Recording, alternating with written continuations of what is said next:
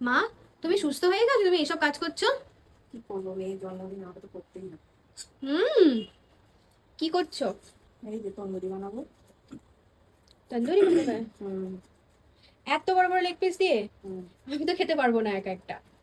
তো দুবেলা ধরে খেতে হবে আমাকে। হুম। দেখাও দেখি কত বড় বড়। এই তো। বাপ রে বাপ, এটা এক হাতের চেয়েও বেশি। আর এটা কি মশলা করেছো? এটা মশলা করেছি। আর ওইটা দই। আচ্ছা, দইয়ে জল ঝরাতে দিয়েছো এটা দিয়ে? হুম। জল বেরিয়েছে? ও বাবা, এত জল বেরিয়েছে! আচ্ছা, এই তন্দুরি মশলাটা ইউজ করেছো? তো এগুলোকে কেটে কেটে নিচ্ছ ভেতরে মশলাগুলোকে ভালো করে হ্যাঁ, ঢোকার জন্য? রান্নার জন্য। তো এত কাট করছো, এটা করার সময় ছেড়ে যাবে না? না, এয়ার ফ্রায়ারে করবো তো।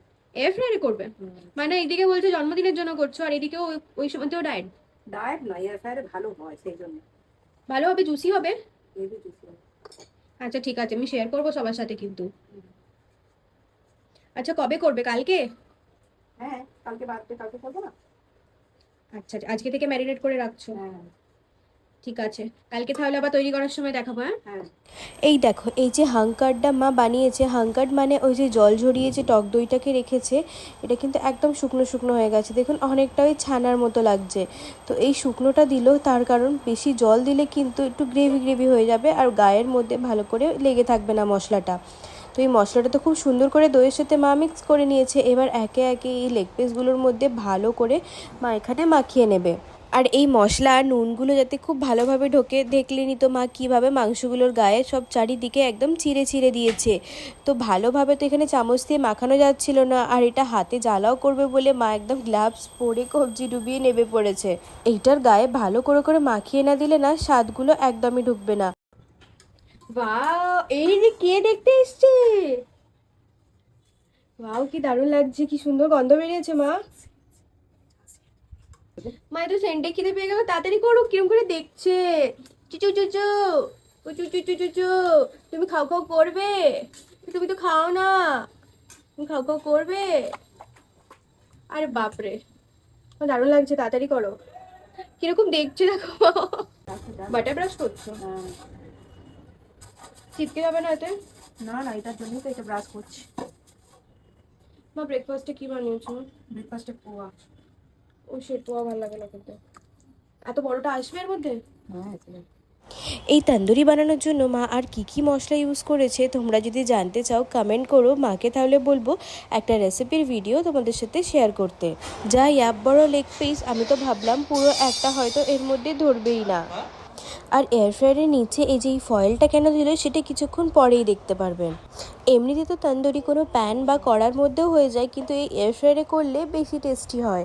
আর চিকেনের মধ্যে যত ফ্যাট বা এক্সট্রা অয়েল থাকে না, সেই সবটুকু টেনে একদম পুরো ক্লিন করে দেয়। কোনটা মা, তন্দুরি?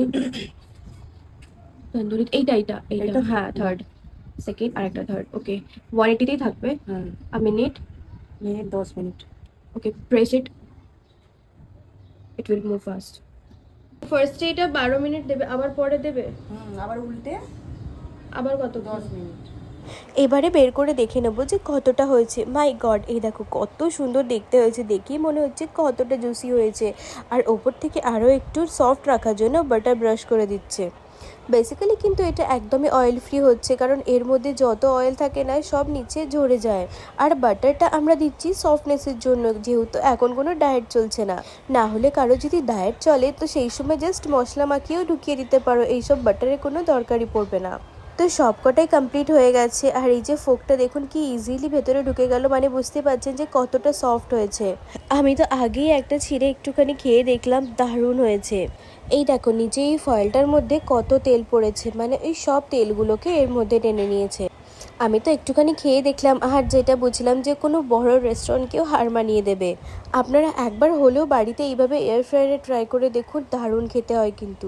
তো স্যালাড আর তন্দুরি নিয়ে বিকালে খেতে বসেছিলাম আমি, আর এই যে কতটা সফট হয়েছে দেখুন, হাত দিয়ে ধরতেই আলতো করে খুলে বেরিয়ে এলো। আমি তো পুরো লেগ পিসটা এক্ষুনি শেষ করে দেবো। এত গরম, আমি ধরতে পারছি না ঠিক করে যে আমি এটাকে ভেঙে খাবো কি করে। উফ, অনেক কষ্ট করে আমি ভেঙে নিয়েছি, এবার খাবো ভালো করে। এই যে,